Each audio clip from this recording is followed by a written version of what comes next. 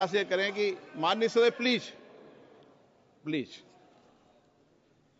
मैं माननीय प्रधानमंत्री जी से आग्रह करूंगा कि वह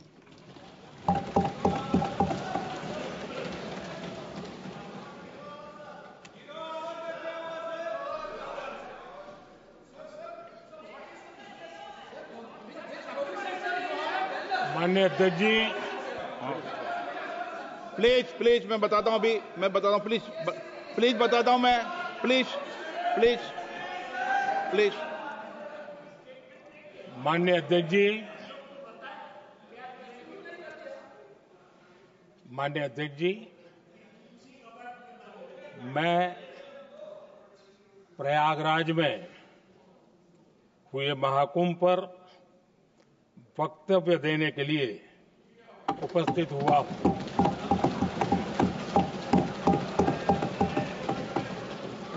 आज मैं इस सदन के माध्यम से कोटि कोटि देशवासियों को नमन करता हूं, जिनकी वजह से महाकुंभ का सफल आयोजन हुआ। महाकुंभ की सफलता में अनेक लोगों का योगदान है। मैं सरकार के, समाज के सभी कर्मयोगियों का अभिनंदन करता हूं। मैं देश भर के श्रद्धालुओं को, यूपी की जनता, विशेष तौर पर प्रयागराज की जनता का धन्यवाद करता हूं। अध्यक्ष जी, हम सब जानते हैं गंगा जी को धरती पर लाने के लिए एक भगीरथ प्रयास लगा था। वैसा ही महाप्रयास इस महाकुंभ के भव्य आयोजन में भी हमने देखा है। मैंने लाल किले से सबका प्रयास के महत्व पर जोर दिया था। पूरे विश्व ने महाकुंभ के रूप में भारत के विराट स्वरूप के दर्शन किए। सबका प्रयास का यही साक्षात स्वरूप है। ये जनता जनार्दन के संकल्पों के लिए, जनता जनार्दन की श्रद्धा से प्रेरित महाकुंभ था। आदरणीय अध्यक्ष जी, महाकुंभ में हमने हमारी राष्ट्रीय चेतना के जागरण के विराट दर्शन किए हैं। ये जो राष्ट्रीय चेतना है, ये जो राष्ट्र को नए संकल्पों की तरफ ले जाती है, ये नए संकल्पों की सिद्धि के लिए प्रेरित करती है। महाकुंभ ने उन शंकाओं, आशंकाओं को भी उचित जवाब दिया है जो हमारे सामर्थ्य को लेकर कुछ लोगों के मन में रहती है। अध्यक्ष जी, पिछले वर्ष अयोध्या के राम मंदिर प्राण प्रतिष्ठा समारोह में हम सभी ने ये महसूस किया था कि कैसे देश अगले 1000 वर्षों के लिए तैयार हो रहा है। इसके ठीक 1 साल बाद महाकुंभ के इस आयोजन ने हम सभी के इस विचार को और दृढ़ किया है। देश की ये सामूहिक चेतना देश का सामर्थ्य बताती है। किसी भी राष्ट्र के जीवन में, मानव जीवन के इतिहास में भी अनेक ऐसे मोड़ आते हैं जो सदियों के लिए, आने वाली पीढ़ियों के लिए उदाहरण बन जाते हैं। हमारे देश के इतिहास में भी ऐसे पल आए हैं जिन्होंने देश को नई दिशा दी, देश को झकझोर कर जागृत कर दिया। जैसे भक्ति आंदोलन के कालखंड में हमने देखा कैसे देश के कोने कोने में आध्यात्मिक चेतना उभरी।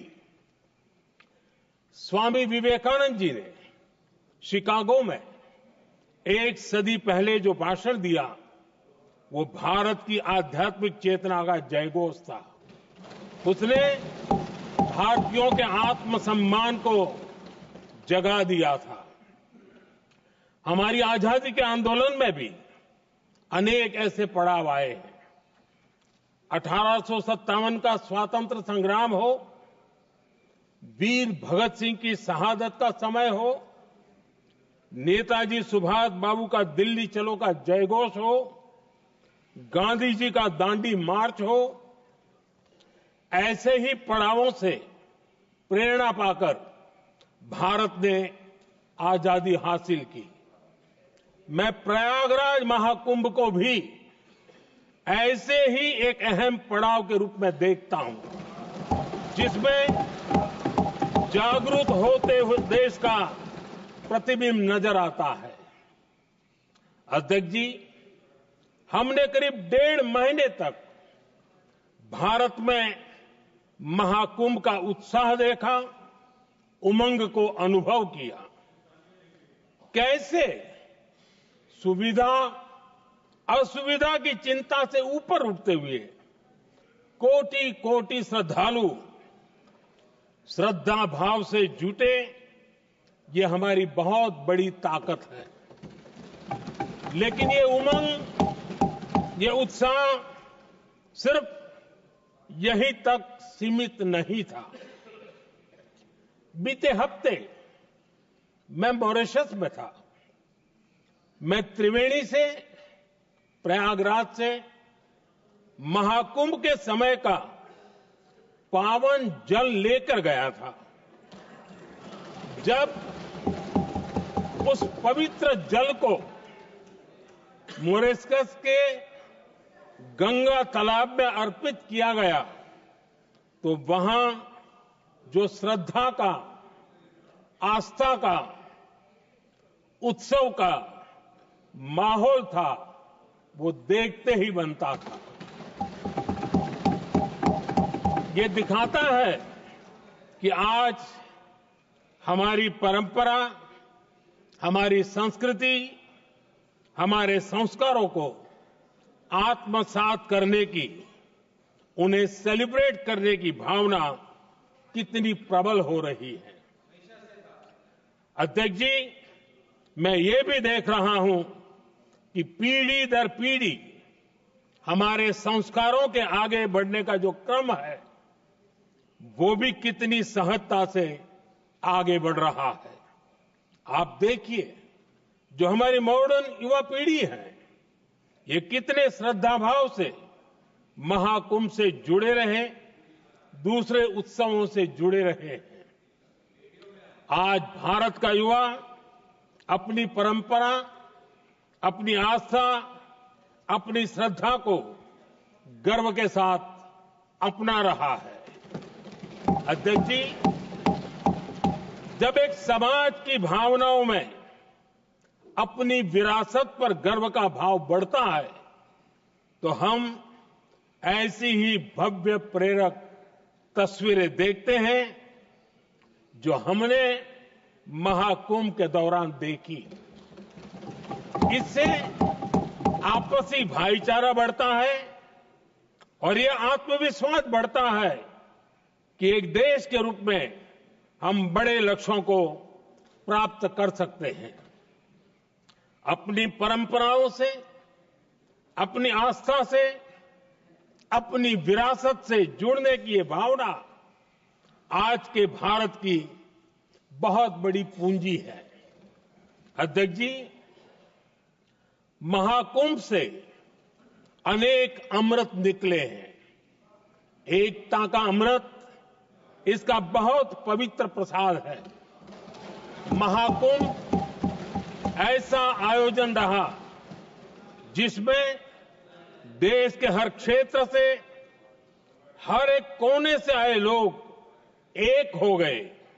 लोग अहम त्याग कर वयम के भाव से, मैं नहीं हम की भावना से प्रयागराज में जुटे।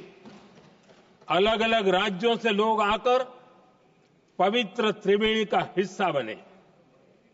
जब अलग अलग क्षेत्रों से आए करोड़ों करोड़ों लोग राष्ट्रीयता के भाव को मजबूती देते हैं तो देश की एकता बढ़ती है। जब अलग अलग भाषा बोलियां बोलने वाले लोग संगम तट पर हर हर गंगे का उद्घोष करते हैं तो एक भारत श्रेष्ठ भारत की झलक दिखती है, एकता की भावना बढ़ती है। महाकुंभ में हमने देखा है कि वहां छोटे बड़े का कोई भेद नहीं था। ये भारत का बहुत बड़ा सामर्थ्य है। ये दिखाता है कि एकता का अद्भुत तत्व हमारे भीतर रचा बसा हुआ है। हमारी एकता का सामर्थ्य इतना है कि वो भेदने के सारे प्रयासों को भी भेद देता है। एकता की यही भावना भारतीयों का बहुत बड़ा सौभाग्य है। आज पूरे विश्व में जो बिखराव की स्थितियां हैं, उस दौर में एकजुटता का ये विराट प्रदर्शन हमारी बहुत बड़ी ताकत है। अनेकता में एकता भारत की विशेषता है, ये हम हमेशा कहते आए हैं, ये हमने हमेशा महसूस किया है और इसी के विराट रूप का अनुभव हमने प्रयागराज महाकुंभ में किया है। हमारा दायित्व है कि अनेकता में एकता की इसी विशेषता को हम निरंतर समृद्ध करते रहें। अध्यक्ष जी, महाकुंभ से हमें अनेक प्रेरणाएं भी मिली हैं। हमारे देश में इतनी सारी छोटी बड़ी नदियां हैं। कई नदियां ऐसी हैं जिन पर संकट भी आ रहा है। कुंभ से प्रेरणा लेते हुए हमें नदी उत्सव की परंपरा को नया विस्तार देना होगा। इस बारे में हमें जरूर सोचना चाहिए। इससे वर्तमान पीढ़ी को पानी का महत्व समझ आएगा, नदियों की साफ सफाई को बल मिलेगा, नदियों की रक्षा होगी।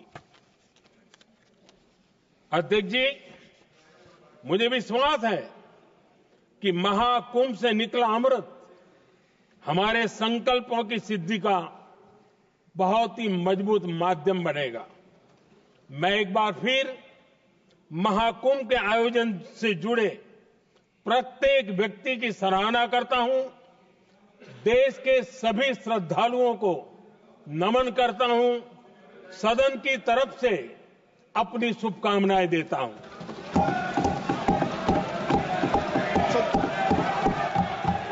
नियम 372 एक